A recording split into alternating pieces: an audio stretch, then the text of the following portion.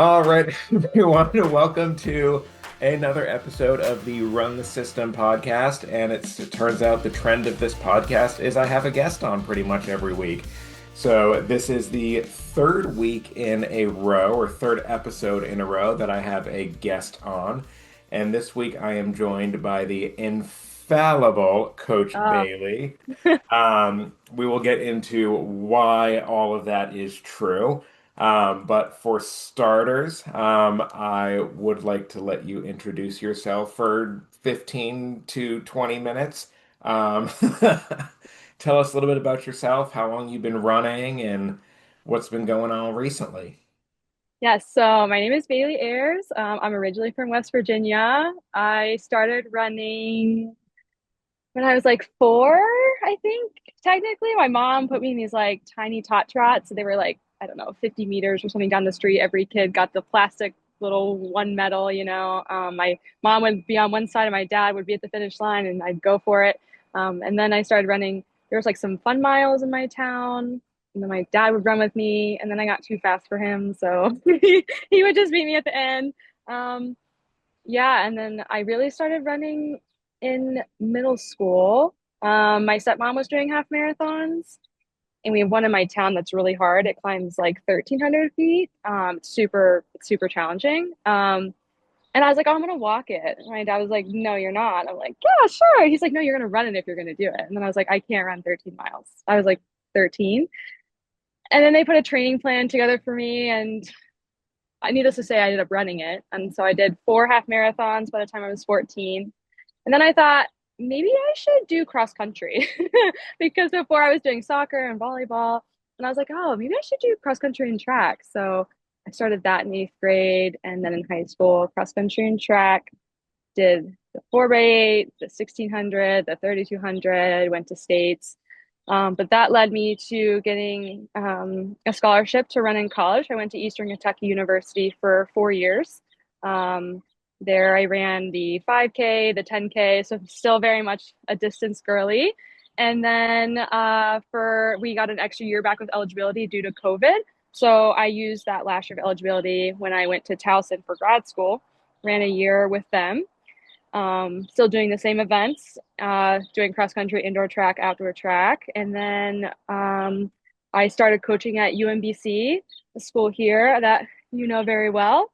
Um, and then let's see, I've been coaching there for this is my third year now. They just kind of wrapped up their season. And aside from that, after my eligibility was done, I started transitioning to road races again. So doing more halves, and then now I'm a two-time marathoner, which is so weird still to say. So that's kind of where we're at. Things that have been going on with me while training for the Boston Marathon. My fiance and I, well, first we got engaged, and then we actively have been buying a house, and we're getting the keys tomorrow. And we're doing wedding planning and all the things. And I just got a new position at my job as of this week. So a lot of things happening at once, but it's all good things. So So you and I yeah, have been having a very low-key spring, just yeah, totally chilling low key. out, riding the high, nothing much going on. Exactly. Yes. To your listeners, if they don't already know, I mean, Chris is leaving me, and he's going to Boston, so he's moving, and then I'm also moving. So before we started recording, we were talking about all the boxes in our living rooms right now. So, yeah, it's been a bit crazy, but I kind of live in crazy, so it's fine. I mean, to a certain extent, we, I feel like that is a kind of trope with runners where running is the one consistent thing that we have that kind of reels our mentality in, keeps us sane while all of this other stuff is going on. And it helps us to be able to process and work through Mhm. all of the other chaos that's Yep. happening. 100%. I mean, people say like, oh, your best thoughts or ideas come from like in the shower or whatever. I feel like for me, that's a lot of times on a run, either with my own thoughts or with friends, with my fiance who I run with a lot. I mean, even today, uh, to what you said, like it was a crazy day, crazy week. So like, I actually ran a little faster today because I was ranting the whole time and it got out my like grievances of the day. And then afterwards, I like felt so much better. I feel calmer, more zen. So it's definitely like a stress reliever and where I come up with some good ideas or work through thoughts and that kind of thing. Definitely. And one thing before I forget this, it's really funny now that because you and I are both marathoners, um, a few times over at this point, It feels crazy. that when you were talking about running in cross country, that the 5K and 10K make you a distance girly. Hmm. So then what does the marathon make us? Because Yeah. to me, like going out for a 5K jaunt is like, I'll be back in 25 minutes. Like, Hmm. let me throw laundry and I'll come back and change it over. Like, so mentally and like textbook wise with running, break down for me like what the distances are and especially like long distance because there's no way 5K is distance and marathon is distance. Like there's That's yes, yes. So basically, I guess what I mean by that. So middle school running, I think, and it might be different for states, but West Virginia, they cap it at like 3K ish. So I think so that's like 1.8 ish miles. So it's a little bit under 2 miles. So that's the most distance you can do. So like in middle school, like distance girly me is running like 1.8 miles. But like right now, that's like that's a warm up. shorter than my warm up. Yeah. So, and then in high school, the longest you can do is a 3,200. So that's 8 laps on the track, 2 mile basically. So that's like the distance events, right? And then you go to college and it kind of shifts to the 5K and the 10K. That's the distance events. And it becomes like the 800 and the mile. Those, I mean, the men and women that run that are like so speedy, and that was not me. Like I did not have the leg turnover for that, but it just gradually gets more and more, I guess, especially if you think about the age difference going from middle school all the way to high school or college. But then, yeah, I mean, since I had done halves in middle school because I was, always been a little crazy. I always knew I liked the roads, and I knew I really liked long, long distance. So I liked, I knew I was doing distance events, but I knew I always wanted to be a marathoner. Like I've known for years. So now it's funny because now I am a distance person running the marathon, and I actually like hate the 5K. I don't want to do it at all. Like actually race a 5K. Like I have no interest at this particular moment to go race one because they're so hard. I think like I talk about this with friends all the time that I think a 5K is somewhat harder than a 10K or a half marathon. Like running wise. It feels so hard. You have to run Interesting. so fast. So yeah, now the 5K, I'm like, oh, that feels so short. I don't want to do it. I have to run too fast. So Is it just because it's that much faster of a race and you're yeah, used to the more not slower to twitch, not to like coin a long, stupid slow term, burn. but a marathon versus a sprint? Literally, yeah, it feels like a sprint. So yeah, so right now I've hung up my shoes for the 5K. That's gonna maybe later, maybe another time. So But we still have the plates out though. yeah, it's an option, but right now it's not what's motivating me. So Yeah, definitely. yeah, So I really want to talk about Boston. It was your first Boston. You qualified. I've run it before with a charity because there ain't a prayer's chance in hell I'm qualifying for Boston. you say that now. They, We can there get you there. my last marathon time, the qualifying age group is 75 and above for men. If I maintain my current It's okay. We'll ability. workshop it. We're getting there. Yeah. If people don't know this, I'm Chris's coach, so that's why I'm saying that. But Yes. anyway, keep going. Yes. Oh, and we will get into all of that later. Okay. So, with what made you want to run Boston? Yeah, so I had been watching Boston on TV probably since middle school. I remember it was funny because we went to the live podcast of Kara and Des, and they even talked about like everyone knows where they were when Des Linden won the Boston Marathon. And I do. I remember I was an office aide in high school, and you're not really supposed to have your phones, but I was like, I knew it was a historic day, and I had it live on my phone. And during that period when she, was getting towards the end, that's when I was in office aid. So I actually had the principals and everyone around me watching her and cheering her on because I was like, this is like the first American in a really long time. It's a very big deal. So anyway, I've watched it for years. Like Patriots Day, I always have it on the TV or my phone, whatever. I've always been inspired by it. I mean, it's so historic, and I've always wanted to do it. So finally, when my eligibility was done and I'm starting to run road races, and I was like, I want to run Boston as soon as I can. But to do that, obviously, you have to qualify. So that kind of started my marathon journey.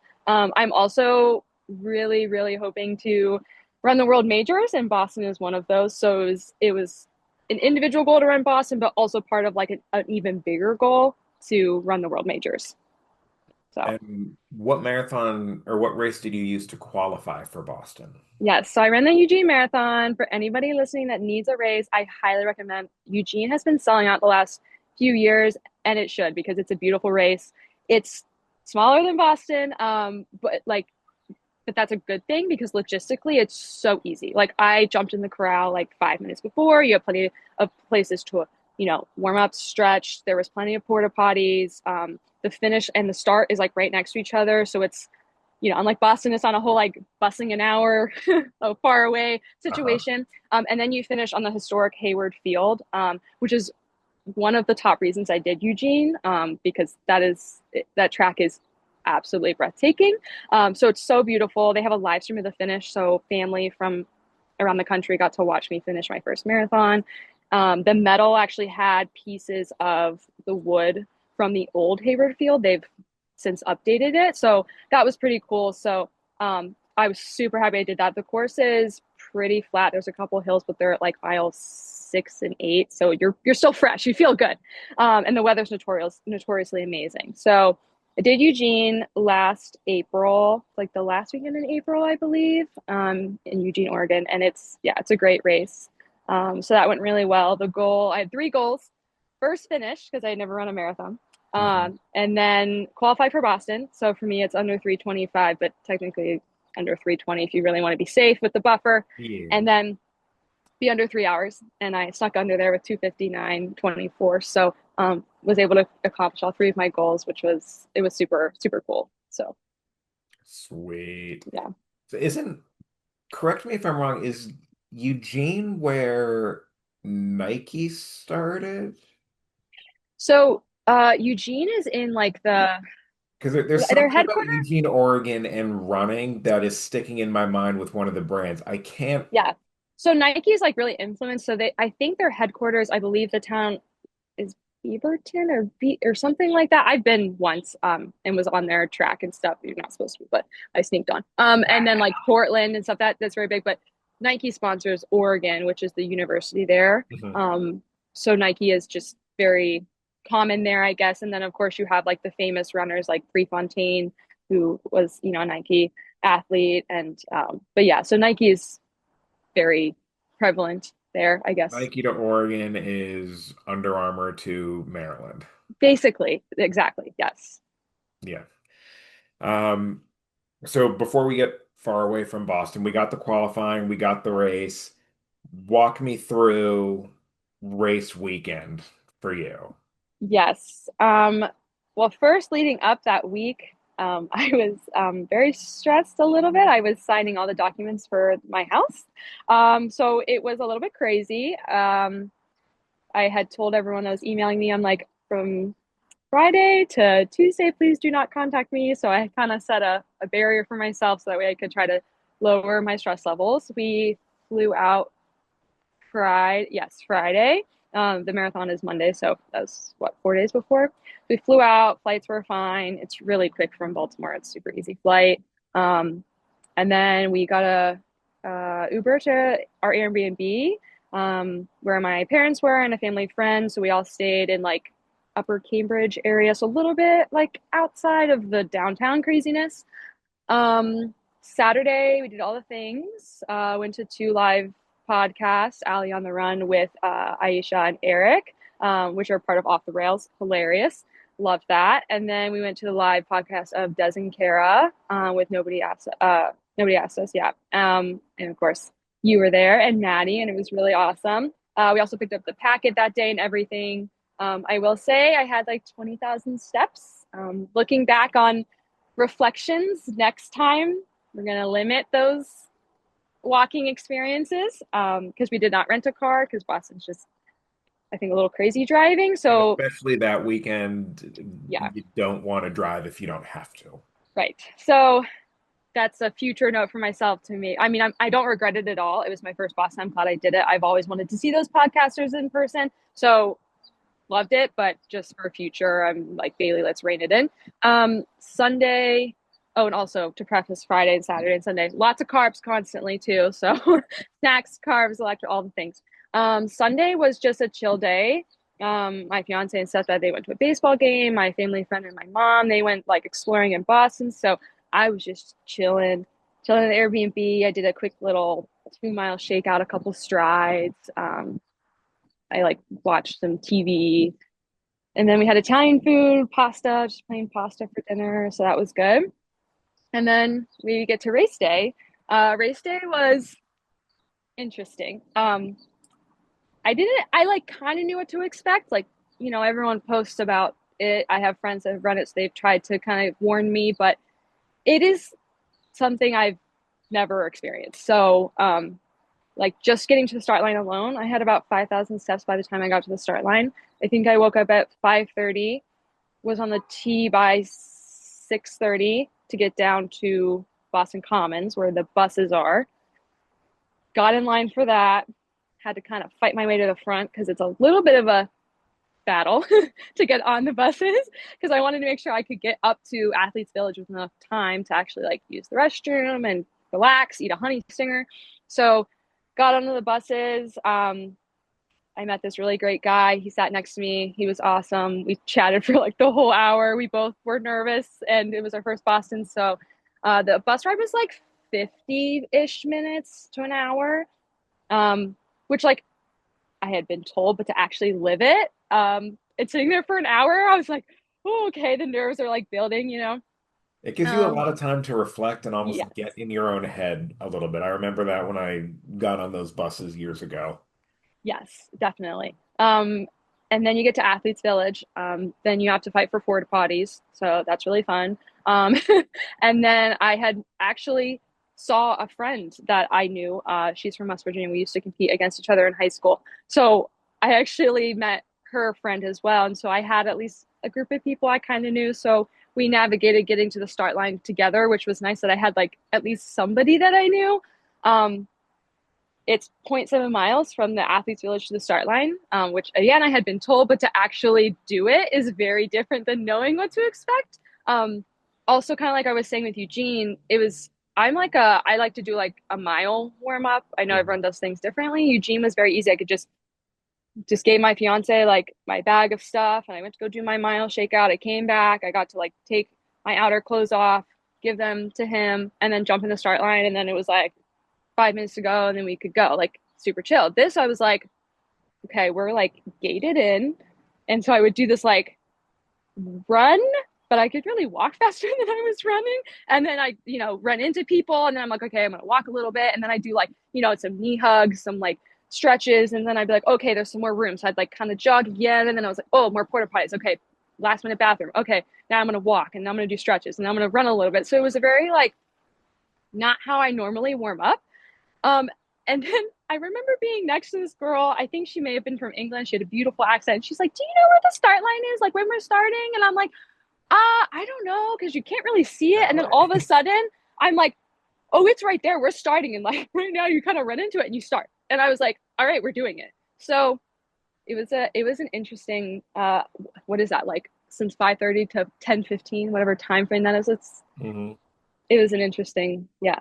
It's So almost like you're walking to your own death, kind of, where it's yeah, like it's slow. There is too much time to think about it. yes, It's almost one of the worst things an athlete can experience is before a competition when they have time to get in their own heads. And yeah, that's one big thing for me at least. I don't know about yourself, but yeah.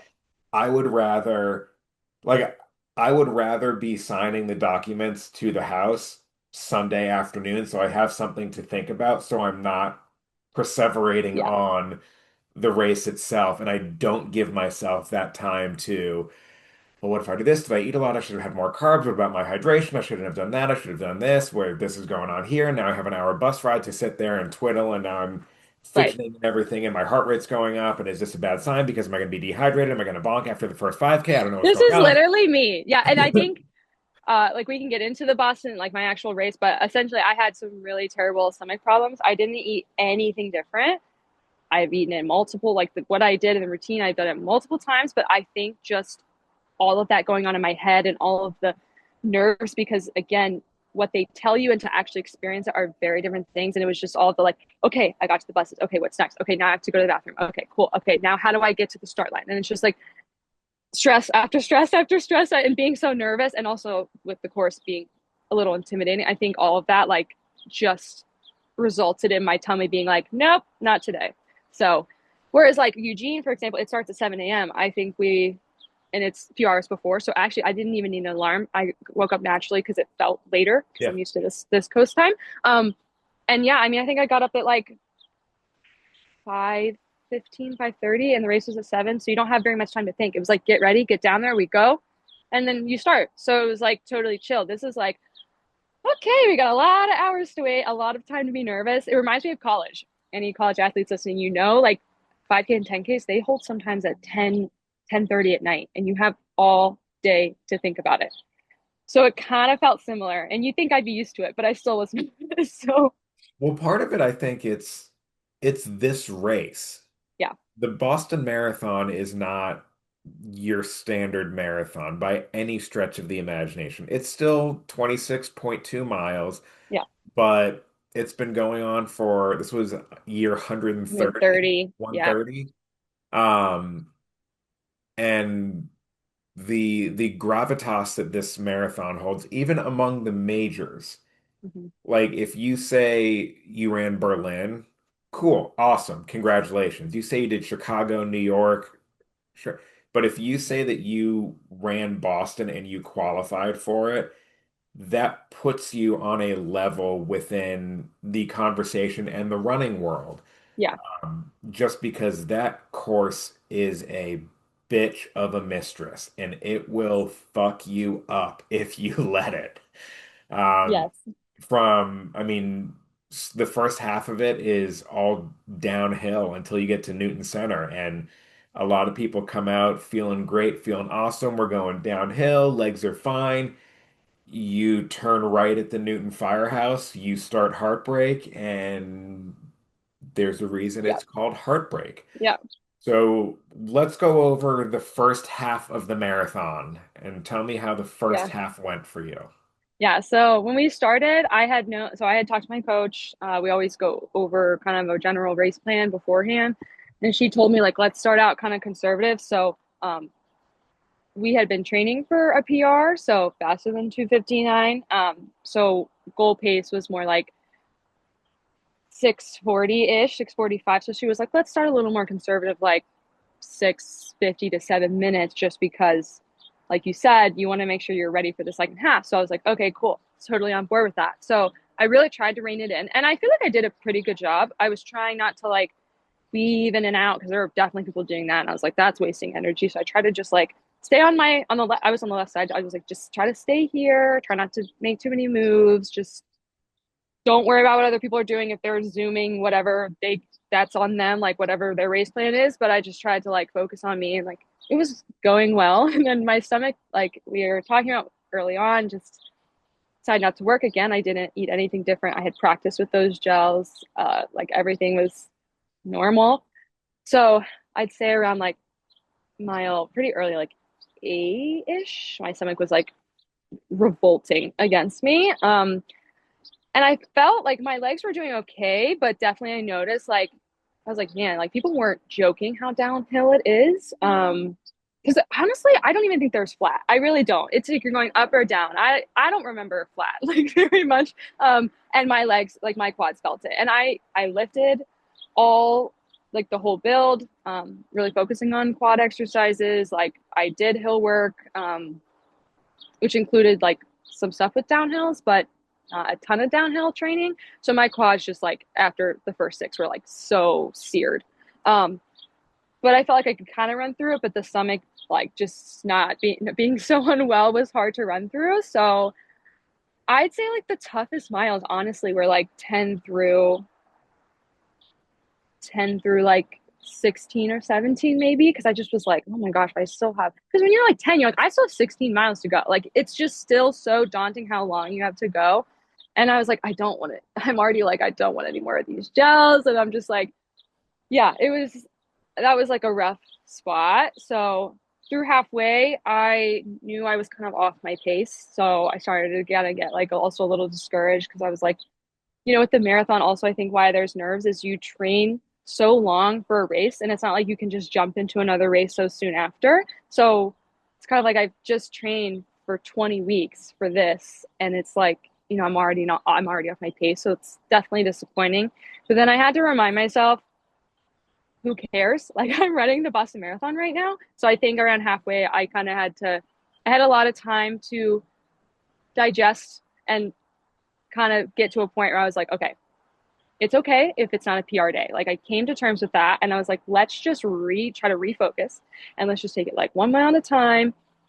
I was so over it with the gels because my stomach was hurting so bad. So I was like, okay, you know what? New goal. We're gonna have a Gatorade cup and a water cup at every station. And that seemed to be okay because I had to take something, Yeah. obviously. Like I don't want to bonk.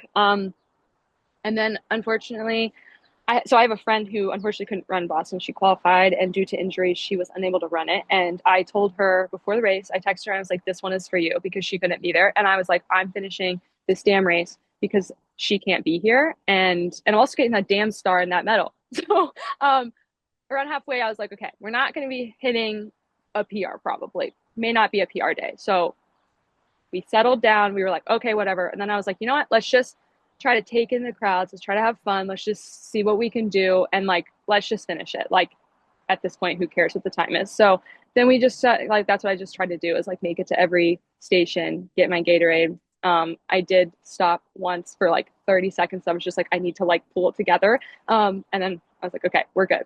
Um, I guess crossing into over halfway, when I got to the Newton Hills, I was very worried about this because people talk about these stupid hills so much, and I was very worried about them. I remember I'm like running and running, and then I hear this guy talking to this girl next to me, and he's like, "All right, we're two done. Like we only have two more to go." And I was like, "We did two already? Where? They weren't even that bad." So now that I'm looking back, I'm like, why was I so worked up about these? Like the first two, anyway, didn't feel that crazy compared to where we live. You live here, you know the hills we run. So I'm like, okay, like they're not that crazy. Like I run the BWI loop. Even my easy runs here have a lot of hills. So I'm like, it's not anything different than I do every single day. Um, Obviously, then I get to heartbreak. I'm like, all right, this is hard. Like I'm not gonna lie, it's hard. But I don't think I needed to be as panicked. The downhills were the thing that killed me, not the hills. It actually was almost like a relief in a way, Say because I, that one ever about Heartbreak I, I Hill. know, I know it sounds weird. Heartbreak Hill was hard. Don't get me wrong. I mean, you can look at my face. It's like I got much slower on that hill. It was hard, but like the Newton Hills were because my quads were so fried from the downhills. It kind of was like okay, like you can kind of like I don't know. It almost kind of like reset them a little bit, and then I Mhm. actually felt better once I got through them. And the last 10K, I was surprised. Like when I ran Eugene, I hit the wall at 21. Like 21 to 26, I was like, oh, yeah, okay, I know what people are talking about. I get it. This one, I mean, I was tired, don't get me wrong, and it was hard. But I was like, the hardest point was like 10 to, like I said, that 16 or 17, which is so weird because in Eugene, I was fine. I was like, whoa, good. I'm doing great. And here I was like, that to be in the middle of the race being hard was a new, I mean, I've only done two, but yeah, it was weird. And then the last 10K, I was like, oh no, like, okay, we can do this. Like, we're going to finish this. It helped that my family was at 23. So to me, the finish line almost was like, get to 23, like, see my Mhm. family, get to them. And then once I got to them, it's like, okay, I can do a 5K. And Like, then it's a 10K. Like yeah, it's it's like, yeah. And I'm like, okay, and then I see the sicko sign. I'm like, okay, I can do a mile. Like, I do those for cool downs all the time. I can do a mile. And then it's like, I was so excited about the last two turns that I was like, it's not even a mile really. And like, it's fine because I'm excited about the last two turns. So I'm like, if I could just get to Hereford, I know I'm going to finish this race. So that's kind of how I guess we went through it. So yeah. So let's talk about the emotions of that Sitgo sign to Boylston. Like you it's just the last 10K, after running four more. Um, so a lot of people talk about the marathon as the make or break distance for runners. And lately, for whatever reason in my mind, I got it in my head that it's the gateway distance because now I'm doing a 50 miler next year. That's for Uh, you, not me. I, hmm. Um, but the marathon pushes athletes to a whole different level of what they think they can do, what they know they can do. And the distance of a marathon is, it doesn't matter how perfect your training block is. You could have hit every track workout, every speed workout, every long run. Your nutrition could have been immaculate from day one. You go out there on marathon day and everything could go sideways. Shit could go sideways. You break your shoelace, the carbon plate snaps, the your stomach isn't good. Like, so I don't think I've ever seen more emotions expressed in any one period of time than I have watching a marathon. And what that there's that expression that's thrown around a lot, that we heard a lot this weekend of, if you've lost faith in humanity, go watch a marathon. But if you've lost faith in yourself, go run a marathon. Yep. So what were we feeling along those lines, especially that right on Hereford, left on Boylston? Yeah, yeah. I mean, it it's so like there's just so many emotions. Like it's hard to even I was like people ask me how it was and I was like it's so hard to explain to people who haven't run a marathon but you have like like it's well, it's one that's like I can't wait to finish. I'm so tired. Well, there's that at Yeah. first. And I'm like, also think like, oh my gosh, my stomach. Like I just like I don't know if I'm gonna throw up or like what's I don't know. Like I just want to stop. So it's one like yay the finish line I can stop. But then it's just like when I'm approaching Hereford, I could tell because it's getting louder and louder and louder and louder. And I actually see the road sign and I like was like, oh my gosh, I'm here. And it's crazy because like I've seen this on TV, I've seen it on people's Instagrams, and like I'm like, there's Hereford. Like I'm at Hereford. I'm about to go to Hereford and then Boylston. Like so there's the realization, like, holy crap, like I'm actually finishing the Boston Marathon. And even though I think all these feelings can happen at once, like I'm disappointed with the day. I wanted the day I wanted to run faster. I mean, I'm not gonna be shy about that, but also I'm like, I ran the Boston Marathon. I fought through moments where I wanted to stop and I wanted to quit. And I'm proud I did this. My training did not go perfect. Most people on this side of the country, the winter sucked. So that If you're lucky, the winter sucked. yeah, the winter sucked. I was really sick basically all of February. So this training was really hard. And I was like, I did that and I got here. First, I mean, really even looking back, like I trained for Eugene. I qualified to be here. And now I'm doing it and I fought so hard in training and I got here. So it was like an equal like I'm disappointed, but I'm also so proud and I'm just like so grateful that I get to be here because again, like I know people who didn't either, didn't qualify, couldn't run on the day, those types of things. So I was like feeling all of that. And my pictures, I can see like I'm smile. There's some I'm like smiling. I can tell I'm like kind of crying. I'm like all the things. So it was just like all of it hitting me. Um, I had a friend. She kind of works with New Balance, so she was in the New Balance tent, and I think it. I mean, it probably was with like it was on Boylston. So I mean, what do you have left? Like 400 meters, 300 meters, or whatever. So in that final stretch, and I could hear them.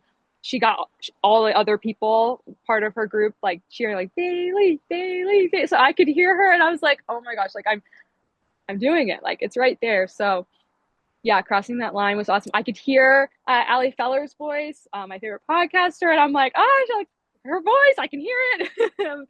And so it was just like it's just pure magic in all forms. And I'm seeing everyone around me like crossing the line too.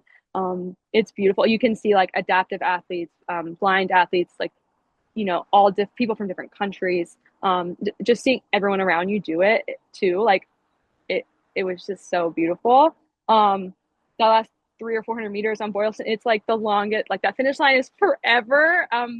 So when I turned, I was like, "Oh, it's right there." No, it's not. But I It's, wouldn't it's like change one of it. those scenes in the cartoons where as you're running, the like background Yeah. keeps stretching. It's like, where are you going? Yeah. So it was like this dual feeling of like, I never want this to end. Like this is I like my first Boston Marathon. Like I'll remember this always, but also like, oh my gosh, I want to be done. My stomach hurts so bad. Please get me to the finish line. So it was like that dual feeling. And then crossing the line, and then when I got to the part where you got your medal, I started like just really sobbing, and this wonderful volunteer was like, "Do you need a hug, sweetie?" And I was like, "Yeah, I do." And she just hugged me for like, I mean, it felt like I was there for like 5 minutes. I don't think I actually was, but I just like cried in this volunteer's arms. I wish I knew her name or like who she was so I could tell her thank you. But yeah, and just I think it's just like like okay, we did it. Like just all hit you at once.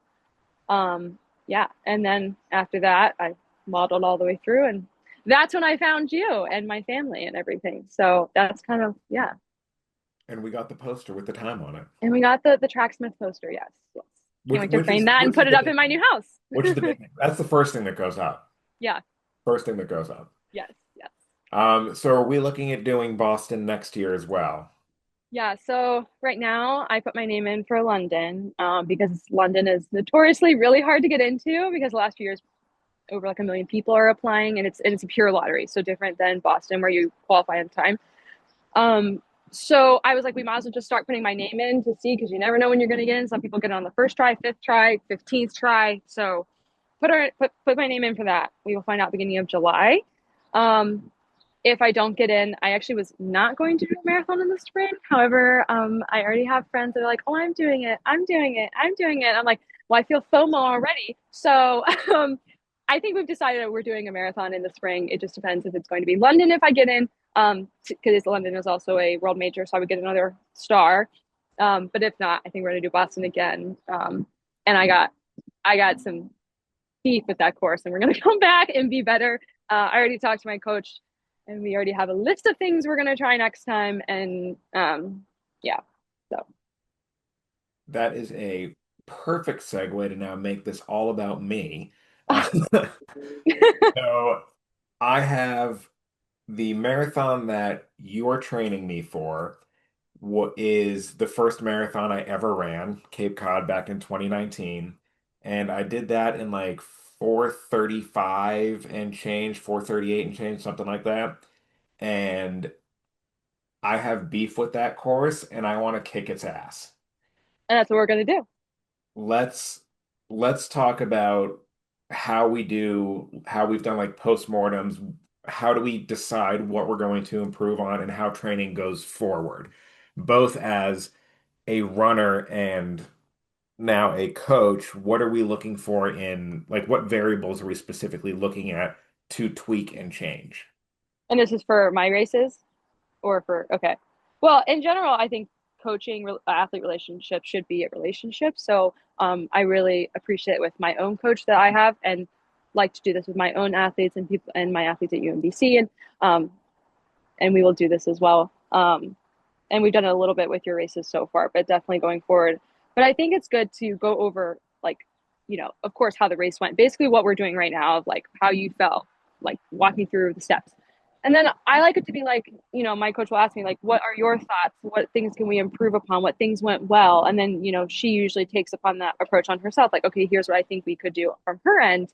And we kind of just see what things we can tweak. So, for example, for Boston, because the schedule is so weird, I did actually do a lot of runs at 10 to 30, which is about the start time for Boston. What I did not do is I would sleep in to like 8:30, especially because, it's like March, it's cold, or sleep in. So we talked about like, okay, the last final big long run, let's do Boston Marathon Day. So get up at 5:30.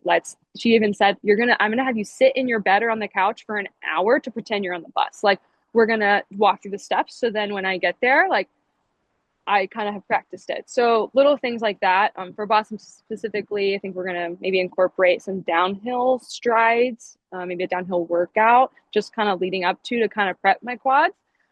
And then so I'm going to do the Chicago Marathon in the fall. So we'll be starting Memorial Day when we really start that training. Obviously, Chicago is different than Boston. Chicago is very flat. So we don't need to do the downhill strides. And it actually starts at, I think it starts at 7:30. So a normal time. So, and with summer runs, obviously you have to start your long runs like ungodly early on the weekends anyway. Ugh, not looking forward to that, but it'll prep me anyway to having to like get up at 5, eat a breakfast, coffee before I even go to the long run. So that it basically fulfills that like kind of practicing race day fueling anyway. But things we want to work on is, like personally, I told her like I think I'm struggling sometimes like mentally with like the longer continuous things. So I would like to, incorporate some more tempos or that kind of thing. Because some of the workouts later in my training, they seem so like I was supposed to do a 10-mile marathon pace workout within my long run, and it seems so daunting because I feel like leading up I didn't have as many things to make me feel as confident for that, even though like I was fit enough to do it. So just kind of like telling her that's kind of how I felt, and then with her point of view too, and that she's like, okay, this is how I think we can tweak it. We can incorporate a little bit of this. So yeah, so we'll kind of move forward doing that. So I really think communication is really important with a coach because like I can text her or call her and be like, hey, this is what I think, or like, can we tweak this? Can we add this? Or like, oh, this is too much. We need to pull back. So that's kind of how we're tweaking things. But I think a recap, going over things after every race is really, really important. So Awesome. yeah, And we did a little bit of that with Broad Street. yeah. A few weeks ago, I ran Broad Street 10 miler, and And he I ran great. I'd never run that before. I was shooting for sub 130, and I got like 129.11. Heck yeah.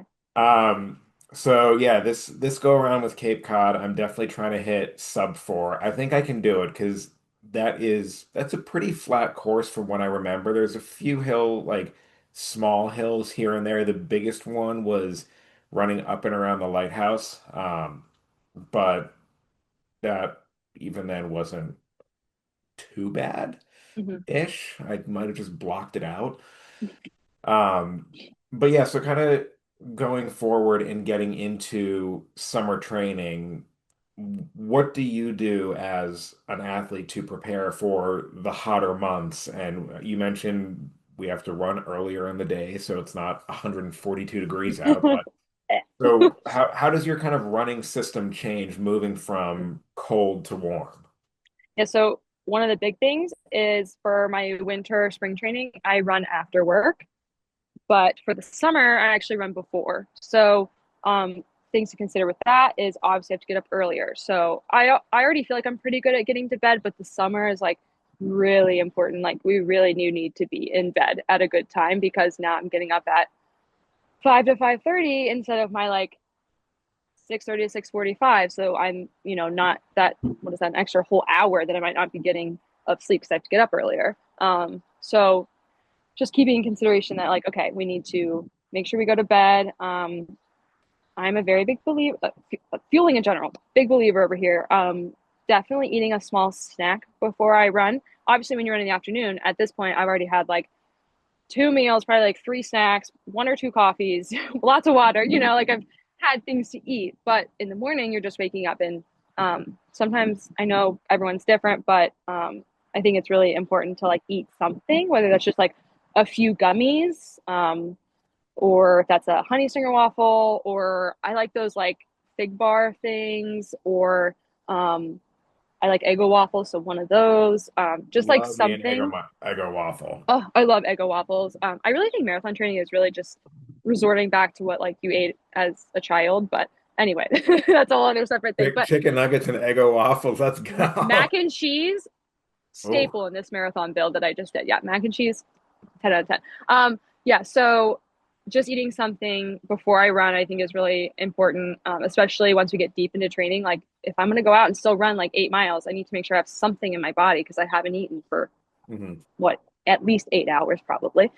Um, I really hate carrying things in my hands. However, the summer I make an exception, so I try to bring a handheld with me, even though I don't really like holding it. But I know that I need water, especially because Maryland is way more humid than it was in West Virginia. It's humid there, but like here's a whole other level. Maryland is a weird like Yeah, anomaly of the mid-Atlantic where somehow the humidity is 5 to 8% greater than Jersey, Delaware, Philly, Virginia, DT. It must be yeah. how the Chesapeake forms and all that humidity gets trapped between the Eastern Shore and mainland. But Maryland is a tough Brutal. motherfucker. Yeah, it's brutal. So yeah, and I am a sweater. I sweat a lot. So I also need a lot of electrolytes. Like I definitely try to have electrolytes in the winter too. Like they're also important, but obviously I'm sweating out more. So you Mhm. need even more. So I actually just ordered some new electrolyte drinks and things I'd like to try from the feed. 'Cause I just want to like give some things a try and see. So I'm going to be testing those out, but just trying to make sure I get more electrolytes. Even electrolytes with dinner is kind of nice because it kind of like helps you for the morning. So those are definitely some things. I'm always trying to get better. So lately I've been doing so like dairy doesn't do great with me, but the Fairlife, I really like Fairlife. It sits well with my tummy. So the summer runs because it's so hot, I have a hard time eating after, but I know I can usually drink like a glass of chocolate milk or I can have a smoothie or something to at least start that fueling process. And then once my tummy, kind of settles down and everything, then like I can try to get more food in me like an hour to an hour and a half after. But like that 30-minute window, I try to have like a glass of chocolate milk or a smoothie or something like that. And that's easy to bring with me on my commute to work. So those are good. Trying to think what else that I change differently. Mm, yeah, it's that kind of covers it. Yeah, just a lot of fueling, more electrolytes, more water, a lot of sleep. And then I think we're gonna up my mileage a little bit. So we might try a day where I double, so you run twice. I used to do it a lot in college. So if we're gonna do that, just remembering like, not that I'm not already drinking electrolytes, but if I'm gonna run again, like I need to make sure I'm prepping my body and everything for that. Oh, something that's also different when I run in the afternoon. Obviously, I'm done with work for the day, so when I come back, I'm able to stretch and do those things. Unfortunately, if I run in the morning, I I time it so I have just enough time to run, come home, shower, and get out the door. So I Mhm. don't really have a ton of time to stretch. Sometimes I'll have like 5 minutes, and that's really not like a ton of time, but it's something. So I really have to dedicate time in the evening to like, okay, like during while I'm watching the show, let's set a 10-minute timer and like let's stretch or whatever because I don't have time to do that in the morning. I'm in office every day, so I got to get to work. So and I'm on my feet at work a lot, so just cutting out that time is also important. And then with lifting in the winter, I was lifting in the morning and then running in the afternoon. This time it'll be flipped, so I'll run in the morning and then I'll probably just drive straight to the gym and lift after work twice a week. So Cool. yeah. It's yeah, I do you prefer summer running or over winter running? I prefer, well, And if you you can't consider say it, spring, you can't say spring or fall I because was gonna that's say a you cop consider out. this winter. I hated That's a I hated this non-committal winter. cop out. I would say probably winter, but see, I'm not okay. This is my ideal life. My ideal life is I would be able to run at like 8 or 9. Like I wish I could just like work for like 4 hours and just like work in the afternoon. I could kind of sleep in, run at like I mean, summer I'd probably still have to run at like 7, but like if I could run in the winter at like 8 or 9, and like that would be my ideal life. But everything has its pros and cons because winter, especially dead of winter, yeah, you get to sleep in more, but you run after, but you only have an hour of daylight. But if you try to run in the morning, it's colder. So it's better to run later because it's warmer, but you're running in the dark. But in the summer, it's like, oh, it's light outside. Great. So early, I don't have to wear my light and reflective vest and Mhm. everything. But it's also already 75 degrees with 98% humidity. And I feel like I'm being suffocated. So there's like pros and cons of each. It is nice, like being able to be done running for the day. Mhm. Because like if we have like an office party or whatever, Yeah. I don't have to worry about my stomach being all upset, or I don't have to be so particular about like what What I you eat. eat if you want Yeah. another mac and cheese bite or something. Yeah. Because when I have workouts in the afternoon, if I know like, okay, we have like a 12-mile workout today, like I need this to be a good workout. Well, I want them all to be good, but like I need to kind of be more cognizant of like, yeah, maybe eat like less cheese that day or like maybe like a little less vegetables to reduce the fiber like beforehand or Mhm. that kind of thing. Yeah. So pros and cons. Maybe have one cocktail instead of three. Yeah, yeah, It's the sacrifices we make for our dreams. Yes, yes. So what do you have any particular like running gear that are non-negotiables? Like what brands do you go Mhm. out with that are staples? Like I've been using them for 100 years and will always use them. Like from watch to sunglasses to accessories, what is in your closet? Yes. Well, watch Garmin. I've always been a Garmin girly. It's always been great for me. I love mine. I recently, in the last 3, 4 months, I actually started sleeping with it. So now I have all my sleep scores, and it's a kind of a competition every morning when I wake up with my fiance. I'm like, "What was your sleep score?" I want to have a better one. I even got my parents; they have Garmin watches. So I just went home this past weekend, and I we woke up and like that was our like morning discussion over coffee. Like, what was your sleep score? How many minutes were you awake? So that's been kind of fun. So yeah, Garmin. Love Garmin has always been great for me. Other things I like. Let's see. Mm, I love my New Balance trainers. I'm a New Balance trainers kind of girl, so Rebels? love the 1080s. 1080s. Yeah, love the 1080s.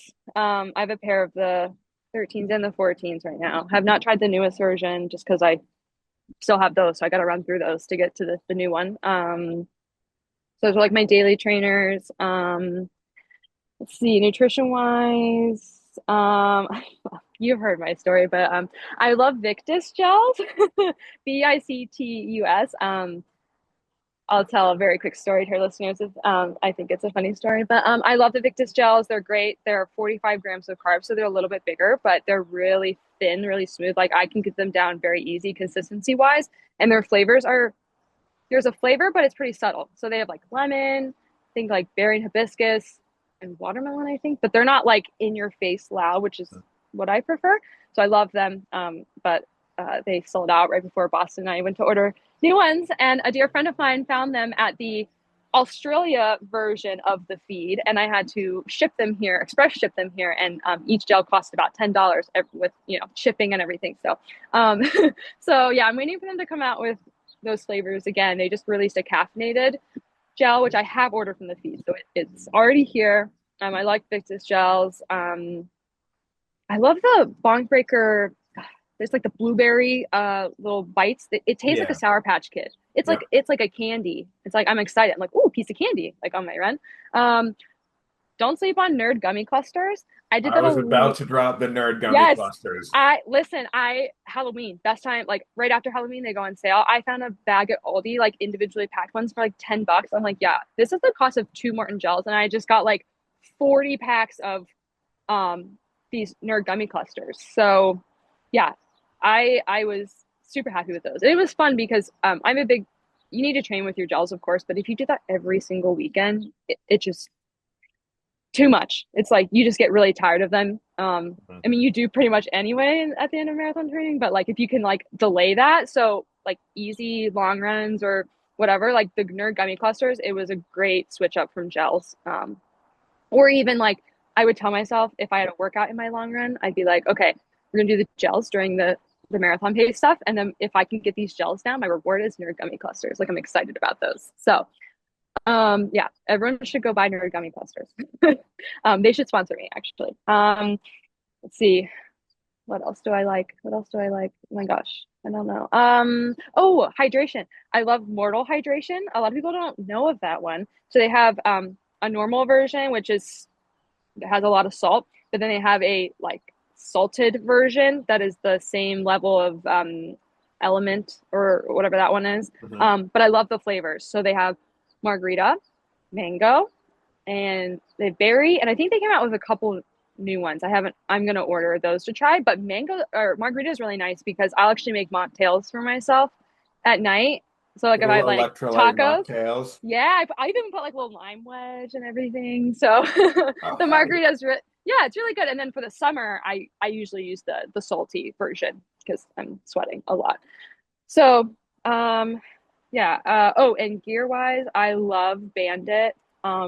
I have their membership. I'm such a sucker for Bandit. Yeah, all good. I love their compression shorts. I don't chafe in the compression shorts. They have tons of pockets, so I can fit like all the things.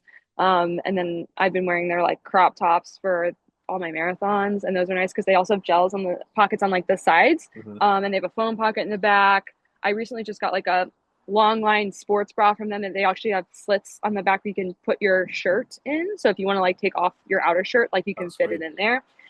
So it's expensive, but like it it does the job. And like the material's really good. So like yeah, you're paying a lot, but you're like I'm pretty sure these are going to last me a really long time and it's really really worth like good quality. And I just like I feel personally very confident in their stuff. So if I know like okay, this is like a big workout day, it's like let's pull out the bandit outfit. Like let's go. You kind of feel like a little more like chip on your shoulder, you know, like let's Uh-huh. get this. So Bandit is like a really one of my favorite brands for gear. Think I'm trying to think what else. Oh, Shocks headphones. I I just can't run alone with my thoughts by myself. I can't do it. I'm either talking to my friends, yapping away, as people all know I yap a lot, or I have to be listening to a podcast or music. So I always have my Shocks on. I love Shocks so much. I started using them back when they were called Aftershocks. I think in like 2020. I got them because I was by myself a lot. It's Yeah. COVID. Yeah, no, they're amazing. It's so nice. You can hear everything around you, but you can also like hear, you know, what you're listening to. And I have really small ears, so like I can't run on my AirPods or like those type of headphones just fall out. So Shocks was the answer to that because the wraparound doesn't fall off. Like it's perfect. So I think that kind of sums it up. Yeah. Very, very extensive gear profile Yeah. there, I which I like what I love, like. which I love. Yeah. Um, but it's kind of cool to see that people will ride or die on certain gear where it's like you're with Bandit, that's it. I'm still trying to find my like one really nice brand. I have a lot of Walico. Um, See, okay, I've been wanting to try. I've heard good things about their shorts, so that's on my like list. Once I, you know, yeah. I'm buying a house right now, so that's not on the Mhm. to-do list. But eventually, I do want to try. The So, big thing that I like about those is their pockets on the thigh are big enough for my oh, okay. iPhone Pro Max. Like that's the thing that with the case on, I can actually slide it in and Hmm. it not feel like it's gonna fall out or anything. So that's one of the reasons why I went with them. But I have their compression like half tights and then some of the longer tights as well. Yeah. What I Um, like about both, I think that brand's the same as Bandit, is yeah, I really like that they make a 5 inch short. Like I have realized I'm like a 4 or 5 inch short, and they also have a 7 inch. And I know some yep, women also really like, but I like that they have different length options. I think they have 3 inch too, but like it's becoming more popular now. But I feel like before, like when I was in college, like I just feel like all brands it was like these short little shorts, and now I'm like I really don't want to be running around my area like in these yeah, tiny shorts. Like it doesn't, and they just don't make me feel comfortable or confident. But yeah. I really like that those. I know that both brands are kind of similar. They have different length shorts, so Mhm. it's kind of more accommodating to like all groups of people. Mhm. And getting into like warmer months, I have a couple of the Adidas Adorizo tanks, Hmm. which are awesome. They are so friggin' light. Yeah, So I'm trying to give Adidas a run and see how they show up. I might look at some of their shorts later on, but I've tried some other ones like the lined Viore, and they're not the same. They're not bad. They're just not as good yeah. as the other ones. Another brand that's pretty good is Rabbit too. I had a rabbit shirt and it didn't like I should probably try one of their tanks because the one that I bought was like a short sleeve shirt and I found in the last year I can't run with sleeves because my shoulders are so broad. It's like when I rotate in my Hmm. stride, it's not comfortable and I feel like I'm almost hunching over because I don't have the full range of motion.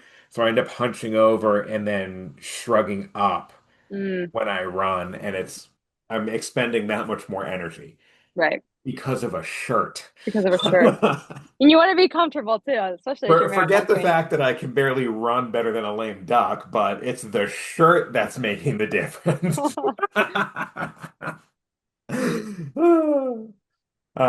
But we are approaching an hour mark. So I know I need to go eat dinner at some point soon. And we both have lots of other shit that we have to keep packing. But Bailey, thank you so much for coming Yeah. on the podcast. This was Yeah. awesome. I'm so This is glad my we first like podcast. I'm so excited. So, Yeah, I'm so glad that we could do a whole debrief of Boston. A whole debrief because I did an episode a few weeks ago about like my point of view from Boston. So now seeing the other point of view was awesome. Getting ready for summer training and kicking Cape Cod's ass this yep, yep. October. Your training starts on the 25th as well. So buckle your seat. GR then ER, Cape Cod General Hospital. Let's go. Yes. Yes. And you know what I think we should do as another podcast idea? I think maybe like after Cape Cod, we could reverse. I could have you give your experience Done. in Cape Cod, Done. put If you on the hot anyone seat. wants to interview me on my own podcast, done. I'll do it. I'll do it. I'll take the phone. So yes, thank you again so much for coming on. This was awesome. I absolutely loved it. And we'll do some more, maybe like shorter episodes of like halfway through training, stuff like that. Do a little check-in, see how you're doing, see how I'm Yeah. doing. Um, but yes, with that, I will let you get on with your evening and we will chat later. All right, sounds good. Thanks, Chris. Bye.